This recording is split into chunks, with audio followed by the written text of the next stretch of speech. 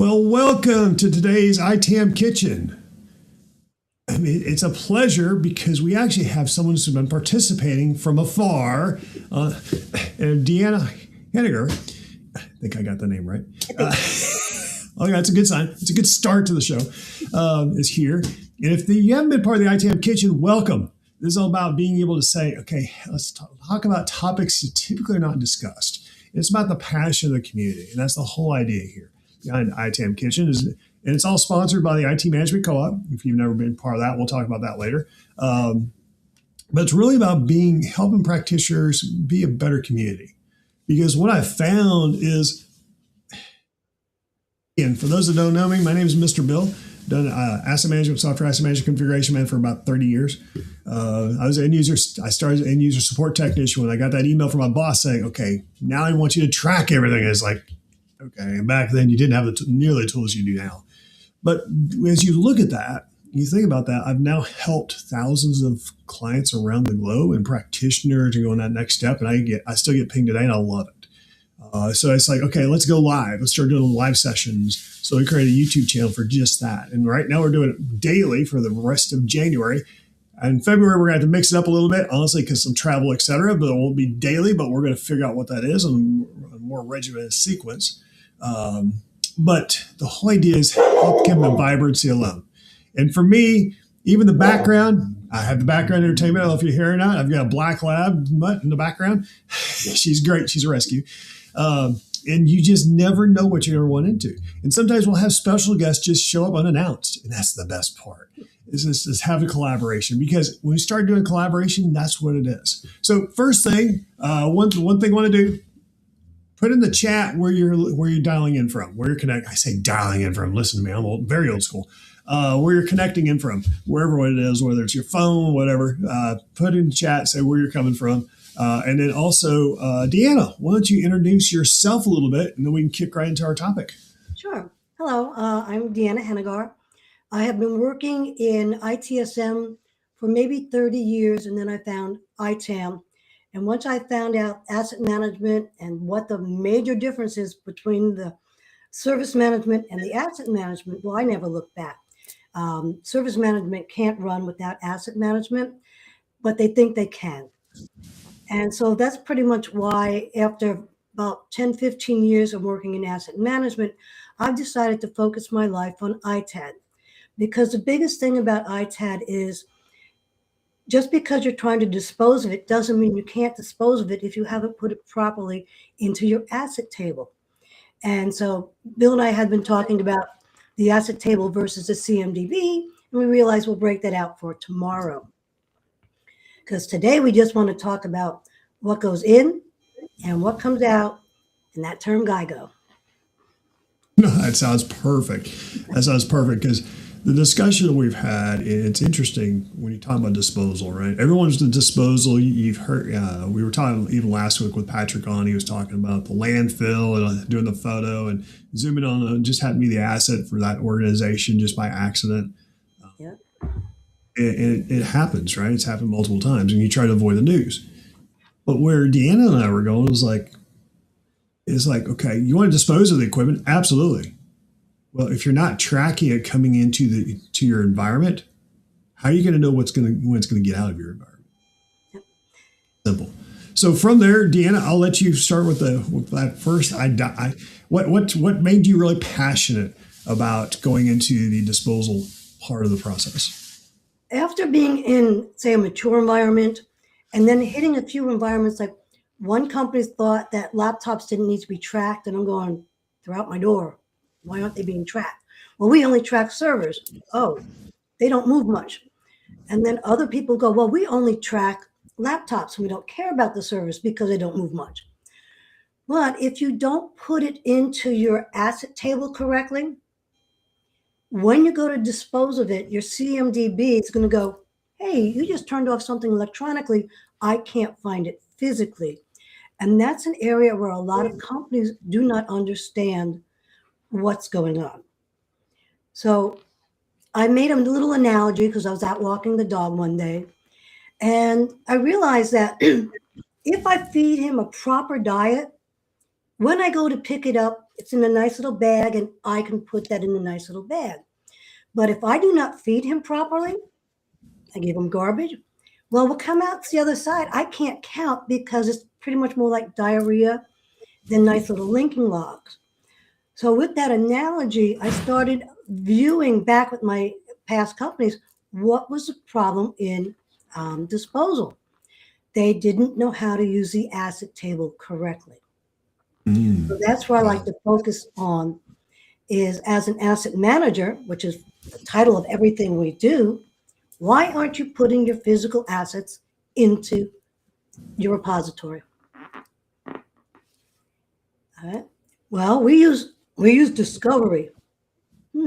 Discovery can only find what electronic items are out there at the time that Discovery is running. Your laptops are usually not running at 2 o'clock in the morning. Your servers are. So you're never going to find investigatively through Discovery what all of your physical and software assets are. And trying to convince a company to stop using Discovery for assets is really hard because they have to change their culture. Maybe their ITAM is doing their input to the assets, not their asset management system. There are so many areas within computers nowadays that you may not have a good grip on who does what. And you know it's interesting because what I've seen as well, whether it's I'm an old Peregrine guy, HP. There, we'll say when I was worldwide services lead, I was able to help focus and keep it to your point on the procurement. We were actually very regimented when we had the Peregrine Asset Center stuff. And I'll say that's still the best tool as far as the old school. It's one of the better ones around. Competing with service now, even though there's a whole set of discussion I got beyond that. But where I was going with that is when you look at how people sell the technology, and I'll just call it out. It doesn't matter. It doesn't matter whether it's ServiceNow, whomever, right? It's Flexera. They all do it, right? They all say Discovery is going to discover it. That's what they're selling. That's part of the sales pitch, right? And you're going to have the results so you can actually make decisions about it.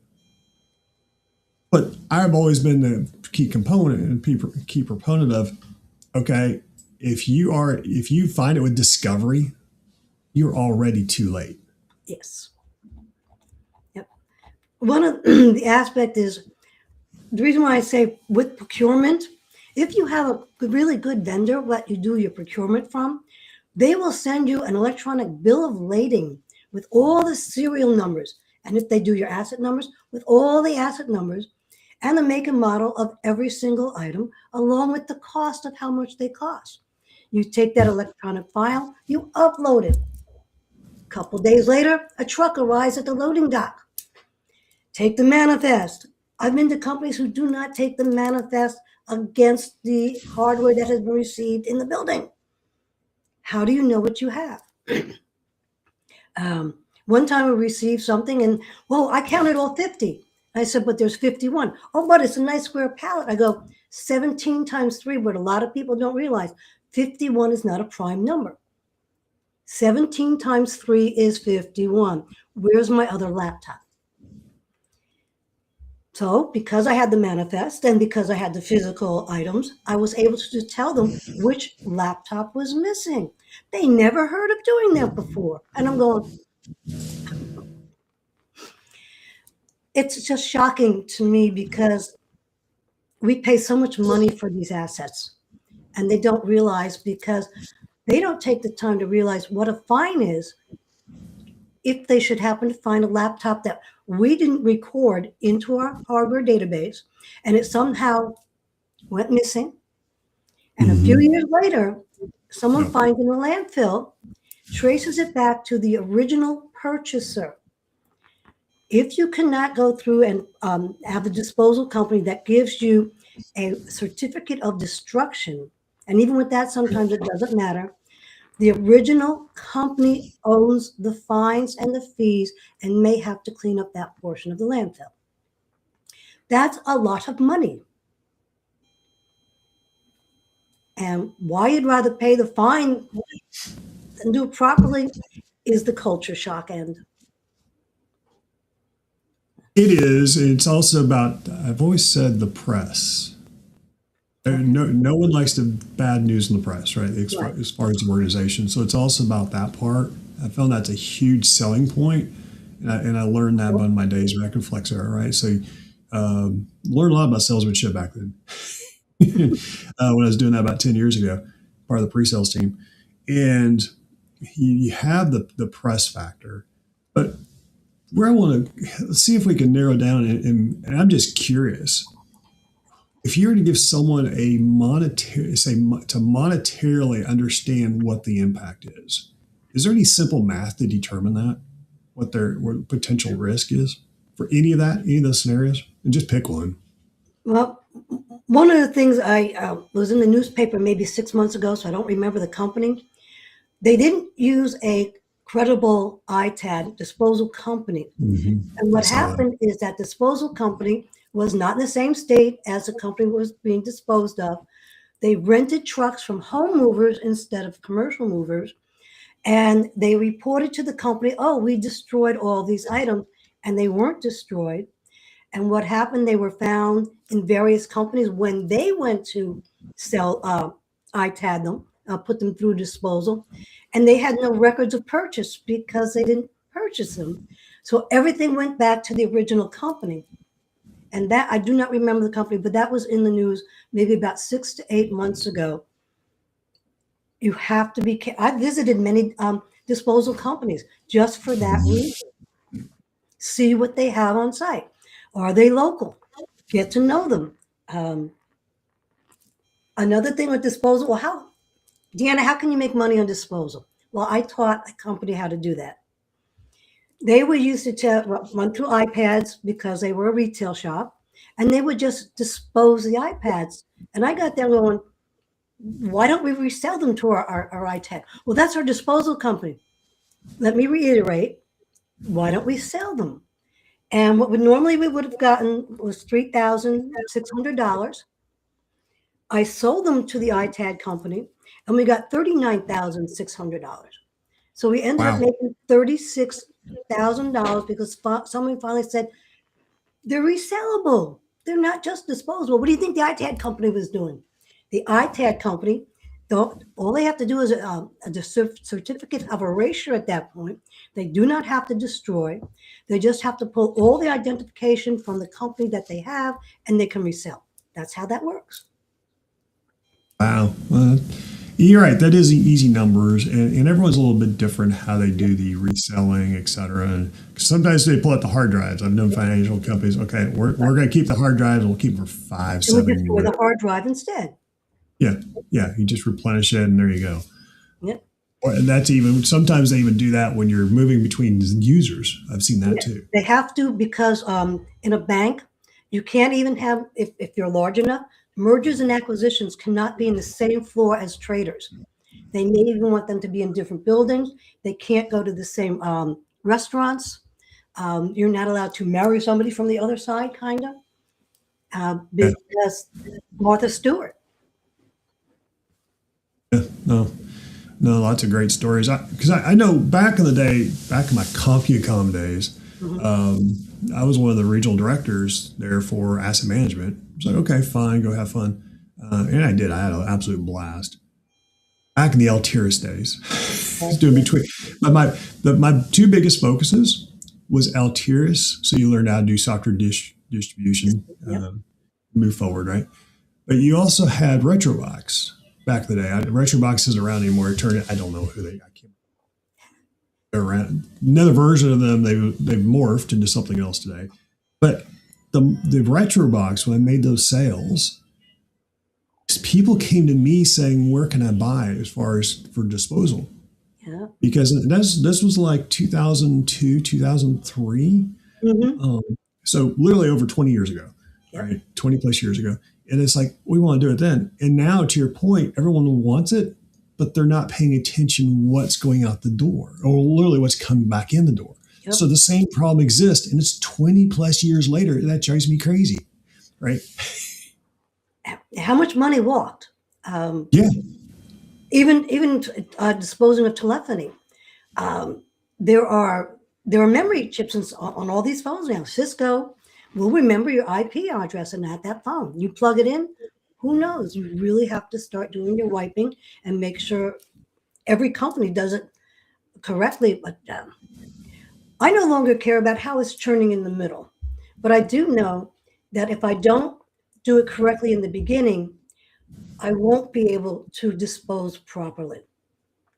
I found with service now, Yeah. the CMDB will create its own retire records, adding about 5 or 6 records to one retirement record that can't go anywhere because there's no match on the asset table. They don't realize that asset table, physical, CI, that's your electronic. When I can't feel this, this is the only way I can see it is through a CI. Yeah, it's interesting how they try to do best practices with technologies, and there's a lot of process flows, et cetera. I'm a process guy myself. I get it. But when the tools and they try to match the process, they say, well, okay, here's the out of the box, but they don't even match their own flows, right? And we just happen to mention ServiceNow, but that it's not just ServiceNow. No, it's not. It's everybody. All of them.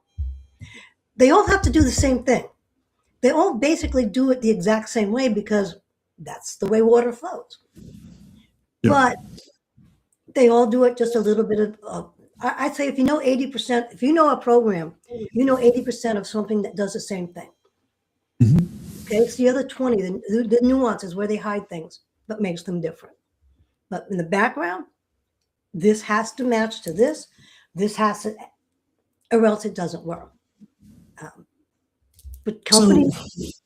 So let me ask a question, and I'll shoot it from an because I want to talk about the book you're in process of writing too. We'll get to that in a second.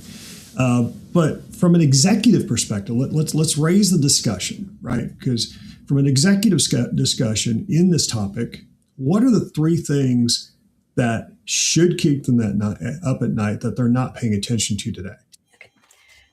The biggest one is that fixed assets. They don't realize, well, if I don't report all my laptops, I don't have to pay my monthly or yearly tax on them. But fixed assets must be on the books. Okay. Some companies, well, if it's under that $1,000 threshold, well, I'm not going to consider it a fixed asset. And I'm going, yeah, but the government kind of does. I like the casual way of doing it. That's nice. Yeah, so what? Not knowing where something is.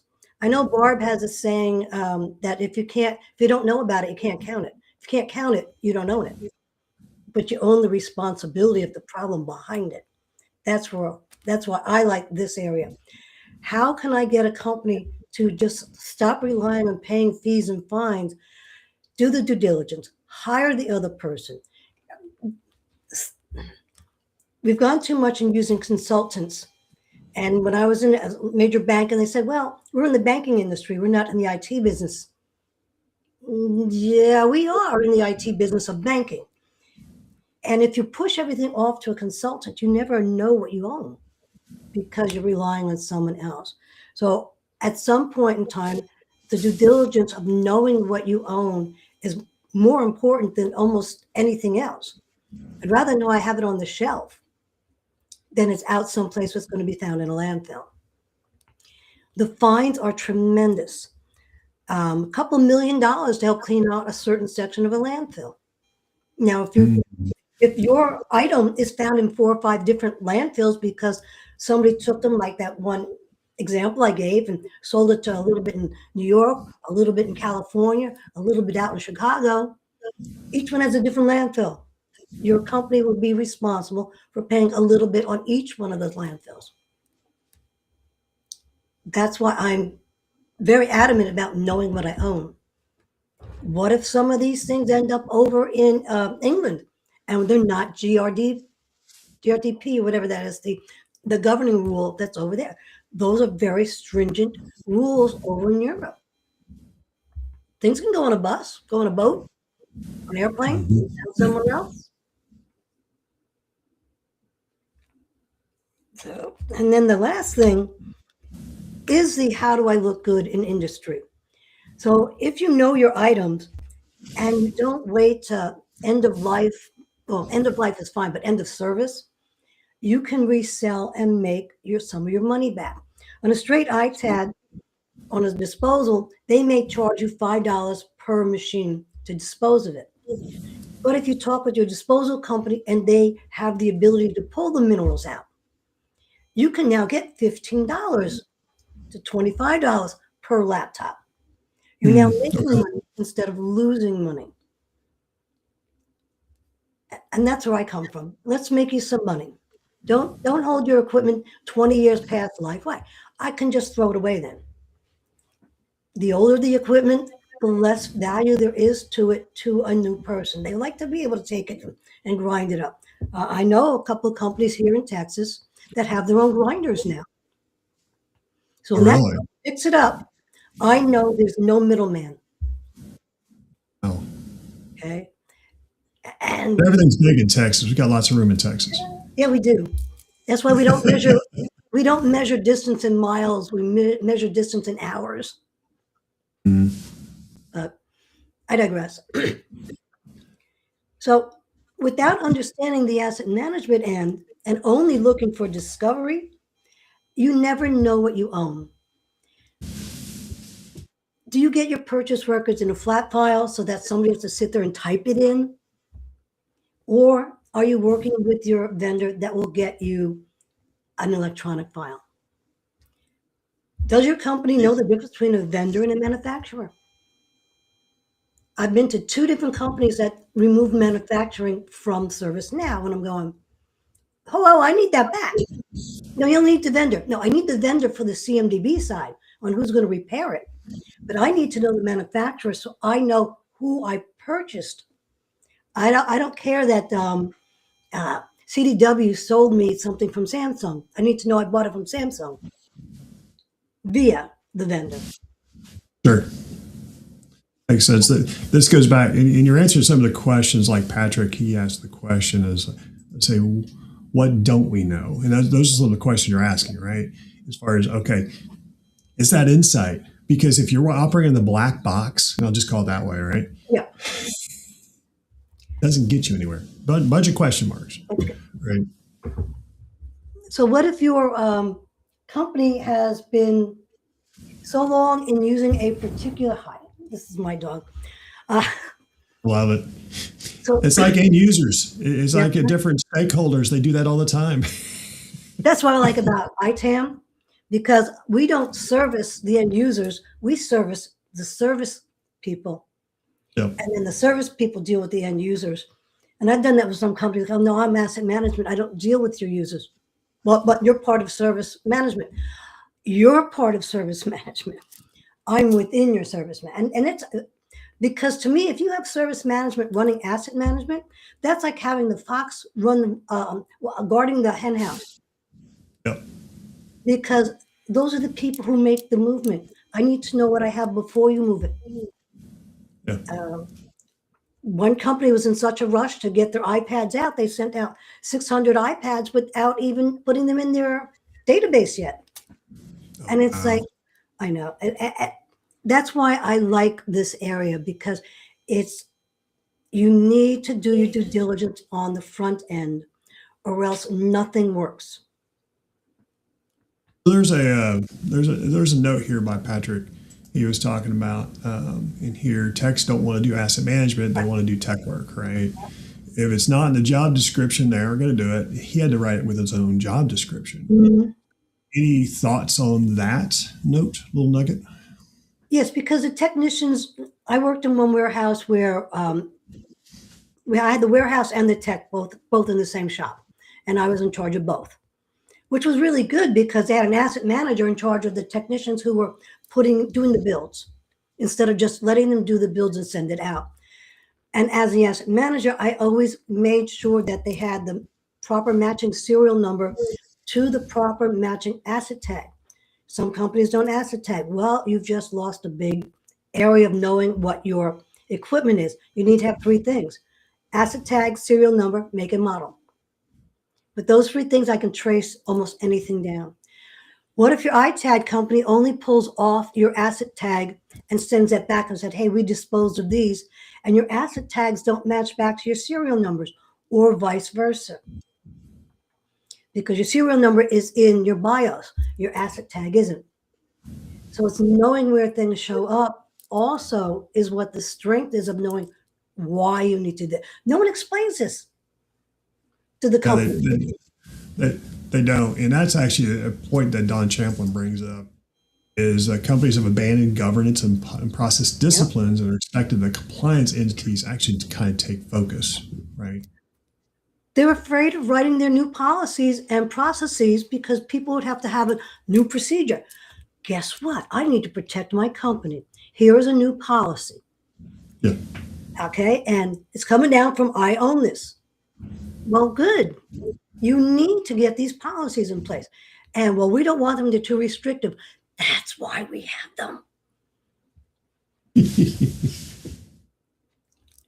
Well, it's about the dollars and cents. If we can, that's what I've learned. So, 25-year consultant, right? Yep. Doing a hands-on kind of. I mean, you said you came down the Deloitte path. I came down. I started doing the Vanstar. I'll say outsourcing services and HP and CompuCom. I've been myself. We all have our stories, right? Yeah. But it's being able to say, okay, how do we make sure we incorporate it? And one thing I learned when I was doing sales, and I flipped, and I say sales from pre-sales as far as the value part, right? Is when you start talking to executives, and they're the ones you have to talk to. It's not the lower echelon. Asset managers, we're 1,000% there. But if we're going to give a tip to, I'll say, the practitioners, those actually doing it, it's even the consultants, right? What is the message that's going to resonate? You gave a couple things that they should talk about or think about at night, right? And keep them up. But really, what from a selling point, usually the dollars and cents is what resonates the best, right? So is there a simple message that can say, okay, and maybe they're doing an elevator pitch, and the executive says, how's it going? Any big problems I need to be aware of? I'll just use that. And it's a CIO or CTO asking the asset manager, is there some, how should they respond on this topic? That's why I keep bringing up, if it's out the door and we don't know we own it and we own it, we owe the fines and fees if it's found in the wrong place. Mm-hmm. And I know that's not necessarily enough, but I use this analogy with my guys in the warehouse. I said, okay, you have 10 $100 bills and you go to the bank and you give those 10 $100 bills over. And next month you need to get your 10 $100 bill back. And they only have 9 of your 10 $100 bills. Are you upset? I like it. Okay, so you bought 1,000 computers and I could only find 950 of them. Why aren't you upset? Mm-hmm. 50 of them are not in your asset management. Why aren't you upset? And those are higher. So, and you think, okay, that's a lot of money there. I've had discussions with customers that's simple compared to, they replace either 2,000 or 5,000 PCs, laptops. And it was just, they didn't use the honor system. Yep. They only had 50% of them returned. They didn't know how, this customer, a client, and I was just having a conversation with him, learning discovery. He says, I don't know how to get executives to listen to me. I said, are you kidding? I said, that's simple math. Yeah.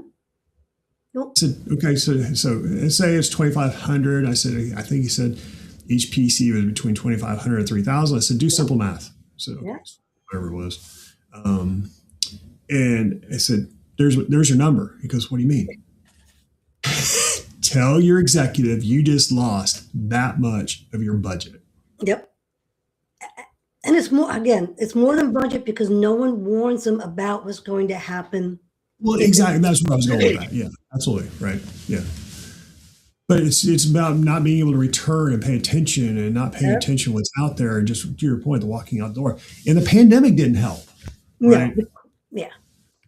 If anything, if it accented that we have even more problems than what we did because we were just buying things and sending them just to be operational. Yeah. And if we didn't get the home address right and we only had to send to a central location, we don't even know who picked those things up because outside Exactly. remote people don't have badges. Yeah. Yeah. Oh, it's being able to say, okay, how do we promote this? How do we make it so it's more awareness, right? So right now, we've only been focusing on, say, the hardware. Now, each laptop, computer, mini laptop also has software on it. And if we don't have our licenses are still on there, guess who else comes after us? The software companies. Some company just recently was in an audit with VMware. And so what they did, instead of letting VMware come and do what they're allowed to do, which is put sniffers on and find out where all the equipment that it's on, that's another area companies don't understand, is a software audit. And if you can't prove you own what you own, well, what this company did is deleted VMware from their environment. And they were supposed to keep, I'm sure you know this, you have to keep your software records forever, not just for 7 years, like some people tell you.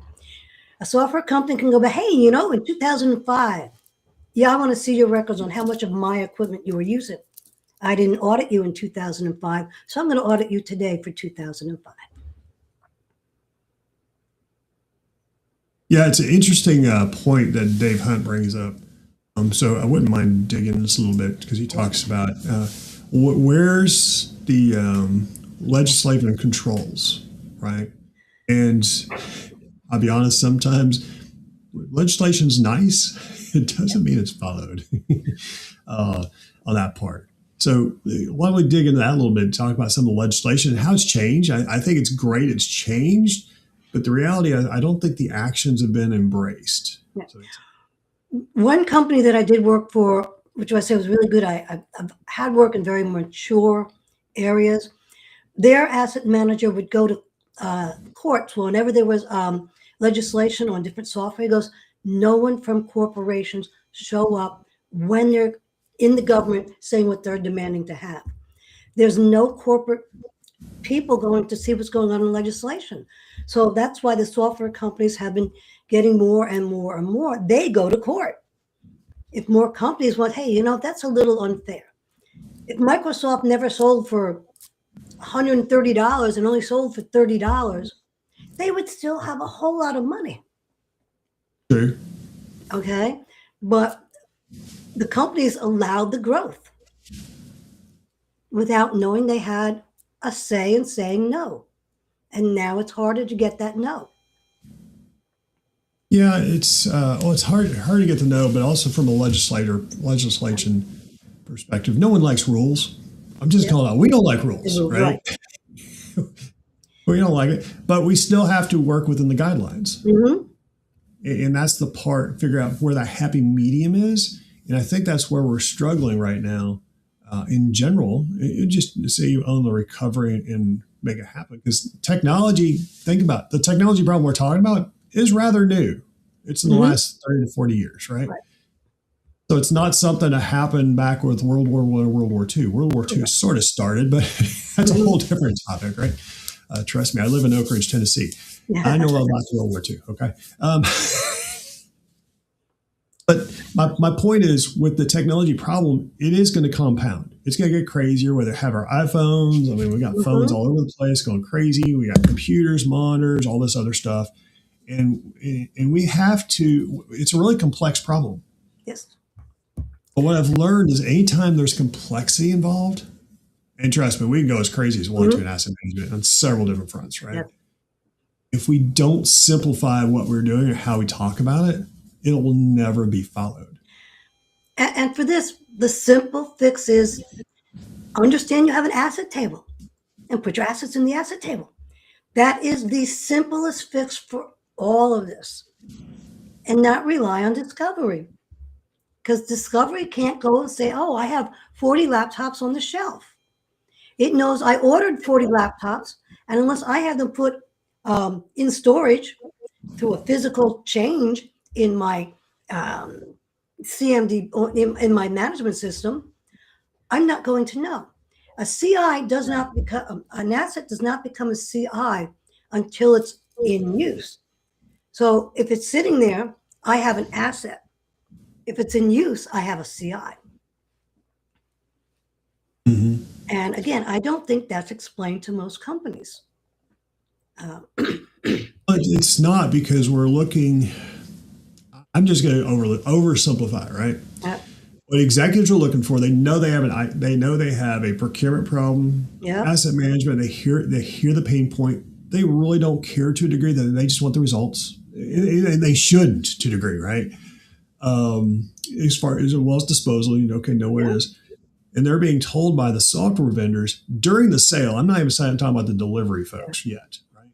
They say, okay, we can fix it. Here's what the product's going to do. It's going to alert you. Here's all the reports, whiz-wang. We're going to give you dashboards, etc. And the reality is, yeah, you're right. It's going to do that. But do you realize how much work's involved within the maturity of your organization to do that? Yes. And that's where I'll use the word freak out. Yeah. Because I can backfill. I can take your purchase records that haven't been put in. I can tell you what serial numbers aren't in there because the CMDB found the serial numbers. But if I have nothing else to match it to, it's a rogue entity as far as an asset manager is concerned. Yeah, absolutely. So if I put in, again, we're not selling different vendors, but some vendors bend over backwards for their clients. Yes, that client is paying more money per equipment, but the value the vendor is bringing is unbelievable. Why do I want, as an asset manager, to be given a flat file of 1,000 serial numbers that I have to key in? You have an Excel spreadsheet over there. Send it to me electronically. Exactly. Oh, yeah. I had one vendor argue with me. Well, you're smart. You can do it yourself. I go, aren't you supposed to have a value add? Advanced shipping notices have been there for a long time, right? And we did it. Shoot, that's the DMTF, the Desktop Management Task Force. We started back then, and that goes back to the mid to late 90s. Yep. Right? And then even with disposal, people are lazy. We have to send our disposal company a full spreadsheet with every single asset we think we're sending them, so that they can match, because they physically have to run, or they have to run it through an RIF. Well, no one really wanted to spend the extra money on RFID, so we're still using wanding. At least we went up to a better code. Anyway, exactly. It is still too expensive to have your RFID doc. Which I think is hilarious, and here's why. Everybody knows Walmart. I don't care where you are on the globe, right? Mm-hmm. You realize Walmart requires all of the vendors to use RFID. Yeah. And we can't put them on laptops, really? Nope. And honestly, I'll give Walmart kudos on there, and we'll call them straight out, right? Their ability to enforce that back then was to help their own inventory. They know what's going in and out of the store, so they can actually work with their products irrelevant of where it is, right? So, it's huge kudos on that. And if it wasn't for them, you wouldn't have the Amazons of the world, et cetera, in the warehouse. You just wouldn't, right? It's just totally different. So to take that story a little bit before then, go for it. Walmart told their trucking company that if you do not have RFID, we will not work with you. Yes, they did. So what they did is, after they made everybody change RFID, they opened up their own trucking company. That doesn't surprise me either. Walmart is kind of like that, but they have good products, and there are products that people can afford. So not everybody can shop at Neiman Marcus. Okay. Well, absolutely. And again, I'm not trying to. We all have different business practices. We'll call it that way, right? But where I was going with the RFID is the simplicity. I just walked out of a Walmart yesterday, the day before, right? And I saw the RFID tag on the thing I bought. It's like, oh wow, there it is. It's a little sticker. It's very simple, right? A little wire. Yeah, and this was maybe a $15 product. Yep. Right, and we can't put them on $1,500/$2,000 or more computers, really? Yeah. RFIDs can actually be put inside the computer. We can do, yeah. Okay, they don't have to be on the outside either. Actually, some equipment is. Like they said, some couches are coming with RFIDs. They know where your couch is. They know when you move. But yeah. So we have a lot of good topics happening here in the chat. Yeah. We had one pretty extensive here talking about the military that came in. Military, no excuses. We're talking about Singapore here. ISO assurance and documentation lets of every smallest detail possible, and inventory screws, bolts, wires, interlocking nuts to threads are required. And it just keeps going and going and going. I bring this up because in the military, it absolutely is there. But speaking also, who actually has a brother who was in the military, just retired, and at the same time, I told him about how he was tracking software because again, on the software side. Just, yeah, we only have to track basic stuff. But honestly, for them, it's very painful as well because they never had to do this before, right? So tracking but he also he was part of the Air Force, so he knew every nook and cranny about the airplane. And if you didn't know where that screw was, that's right, right? Exactly. It's like I don't need a screen on the submarine, but I do know. Exactly. Yeah. Exactly. And we have, I'll send another one from Patrick here. Sometimes the advanced shipping notice serial numbers do not match. It does. It throws the records off in those support agreements. Absolutely true. Let's see what we got here from And I take Don. care of that. If I find a mismatch in the beginning, that's why I do procurement and identification. Exactly. It puts up that red flag, right? Yep. Under review. And that's job security right there, because that's the human element the technology is not going to fix. Let's go down that path real quick before I put Don's back online. Everyone's today, and there's a bunch of noise in our space in asset management saying, okay, AI is going to eliminate our jobs. I think it's going to evolve our jobs. We don't have to go too crazy in this, but that's a great example saying, okay, the human element has to be there to do that validation, because your technology is not going to figure out, okay, what is this supposed to be, and do the research. Correct. Yep. It's just not. It just knows two numbers don't match. Yeah. Yeah. It's on or off. It's on or off. I mean, you and I both coded things like that in our careers and workflows and wizards, whatever we want.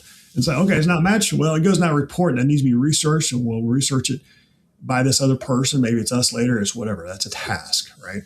And one company when I first got there asked me, can I find the 52 missing laptops? Yeah, sure. A couple of days, I gave them the little list of the 52 missing laptops. I said, hey, but do you want the list of 141 missing mini computers? Oh, no, we don't want that one. Okay. Oh, wow. So, like I said, that's how I realized that what I've learned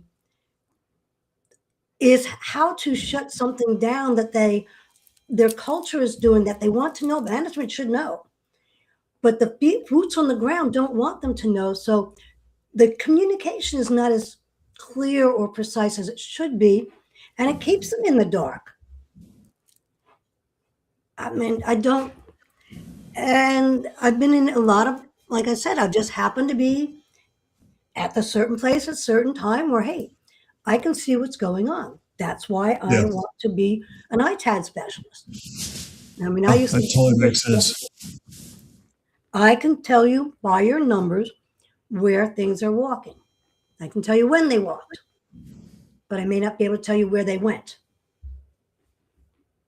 Well, exactly. It goes, and what comes to mind and what you're retriggering is back to that compliance thing Dave was brought up a little bit ago, right? It also doesn't matter how much regulatory jargon you put in there. I'll just call it that, right? If it's not followed, it's not followed. Basically, don't train them either. I mean, what's that old saying? Once we train our employees, they're going to leave. What if we don't train them and they stay? Yeah. I'm an educator. I'm an adult educator. Adults learn differently than children. And you have to be able to learn different things, because what I find is when you find someone who's really passionate, I'll say like us, we're the crazy ones, right? There's a couple more on here I can call out that are chatting with us, which is great. We're all crazy in different ways, but we're passionate because we realize the value it can provide an organization. Yes. And sometimes how we express that passion can be a little crazy. We had to learn how to evolve it and et cetera, Yep. right? We all go through our own maturity and how to communicate it. But we also have to realize, and this is the hard part, and I'm just as guilty about this as anybody, right? Not everybody's on our level. And that's not to put us on a pedestal. No. I really, yeah. That's more about, say, how we communicate. We have to realize that we're way up here to them. They're way down here. And yeah, it's off screen on purpose. Right. That's not even on their radar, right? Nope. And sometimes we have to start with the basics, because if we're just talking to them up here out of the gate, we've told them that's a 5-second conversation. I don't have time for you, right? That's why I get these little analogies like I do with the $100 bills. It makes more sense if I tell you don't have one of your $100 bills anymore. Well, why not? Well, I don't know why. I only have 9 of them now. And I don't have any reason why you don't have it. I won't offer you an explanation. Someone missed it on the dock. Okay, is that an explanation? Yes, then where's my manifest that they matched against the shipment that arrived? I was shocked at how many companies don't match their receiving to the manifest and then do their asset identification and then tell me what was wrong or what wasn't wrong. Did you read that this was supposed to have 2 gigs of memory and only came with 1? Did you bother telling anybody? Right. Yeah. That's how the money out the door. Dead on. Well, so let me bring up Don's comment, and actually I do want to still drill into the book you're creating. We'll talk a little bit about that, because that'll wrap us up to the top of the hour. Okay. So Don's comment to what we were talking about earlier, the core, as far as when from the military, they have their own compliance discussion, not in the compliance entities, when audits become knocking on the door. Yeah. C-level must understand the simple fact and drive this necessary work. Saw this specifically with the 90-day inventory the government created for all the entities. It wasn't specifically just retirement, right? It was because of all the breaches that were happening inside the government, because you didn't know what version of software you had out there, right? Mm-hmm. I had a big thing on this back when it started, because it goes back almost 4 years. Gosh, it's 4 years already. Time flies. But my point behind that is, unless there's an executive order, they're not going to take action, because these folks they're just following the regimented process, activities, et cetera. Mm-hmm. And that's what they're doing. And unless there is a order or a mandate somewhere, it's just not going to happen. In your example, you're putting us up here, which is we are, and the bosses that we represent are down here. Yes. Well, we know the bosses only think of themselves up here. And even though our knowledge is greater than theirs, it's like a kid. Well, you can't have more knowledge than me because I own the company. But you don't understand what's going in here. Yes, but it's my company. And that's part of the culture we have to deal with. You probably have easier time with a new company in understanding these than with an older company who's more fixed in their ways. It is, and it's also about how they define how they do their leadership. Yeah. I'll leverage that name. It's not even the role. It's about how they lead. Yeah. Because for me, I love to have people smarter than me surrounding me on purpose. Exactly. Because I do pretty well. I've been told I do extremely well. It's like fine, but I don't look at it from an egotistical perspective. But even it's like, okay, so I do pretty well. It's about who I can contact, and because I forget things like everybody else. Oh yeah. Well, for example, for ITAD. It's like, okay, I'm going to call Deanna. It's like, Deanna, I'm totally having a brain fog at the moment. Can you remember what this conversation was? Because those are the best type of friends to have within that quick network, right? Yeah. Exactly. Yeah. Absolutely. So as we're wrapping up here, we got the last 10, 11 minutes here. Let's talk about the book, what you're really passionate about, because you showed me a little bit. Hey, I'm excited. And let's you've got a couple books. Yeah, go for it. Let me go. It's over here. Okay. This is pretty exciting, guys. She's seriously passionate about this stuff. The Lust Matrix Manual. Got it. And you see on the bottom where it says love, understanding, sympathy, and trust? Yes. That's what the lust is about. When I taught at ITT Technical Institute, I didn't just teach computers. I also taught strategies, how to change your life and your attitude so you'll stay in school, so that you'll stay committed to have a job. And that's what this book is about. Everybody, not everybody had wonderful family. Not everybody had wonderful bosses that help Yep. promote you and help make you feel good about you and your job. A lot of us, well, you're not doing what I told you to do, and you're not this and that, blah, blah. So what this book is about is to help you to understand who you are in 16 simple steps. But the reason why it's 16 simple steps is because you can't change everything at once. Focus on one part of yourself. Love yourself first. What is it about you like? And if you don't love yourself first, well, then see if you understand some things about yourself. Then you go into, can you sympathize in your situation? Or do you only see, oh, I feel so sorry for Bill and I don't feel sorry for me at all? Or you have to change your own life without changing someone else's. And if you change your own life to the point where that, well, gee, I don't like you anymore, okay? But the reason isn't because I don't like you anymore. It's because I learned to like me differently. Oh, yeah. And that's all this is about. Learn to love you, like you, understand what you want. So easy to say, oh, I know your needs. I can do all of this for you. And then at the end of the day, I have nobody doing it for me. It is important because as we get into our disciplines, right, and we have our passion, and for us, it just has to be asset management, software asset management, configuration management, anything in combination there. We have our passion. It's easy to get caught up in ourselves. And then we realize there's a disconnect. It's like, okay, this person doesn't like me. That person doesn't, this isn't working right. Why in the world they do this law? It makes no sense to me. And what sometimes I think is kind of where you're headed is you have to step back and say, okay, if all this stuff is going crazy, there's this commonality between all this, right? Yeah. Step back and see, well, maybe the world's evolving and I'm not evolving with it, right? Or maybe because our heads automatically go in the negative. That's what we do. It's the brain. We're very defensive in nature. That's what we do, right? We can go analysis paralysis with 14 million different scenarios why it's not going to work, and we make one phone call. It's like, and find out it's not the case. And that's the whole idea. I think where your head is, like, okay, how can we systematically keep ourselves on point? And if you don't value your own opinion or attitude of yourself, you're going to feel, well, this person has that opinion on me, so that must be right. Or this person treats me this way. Well, that must be right.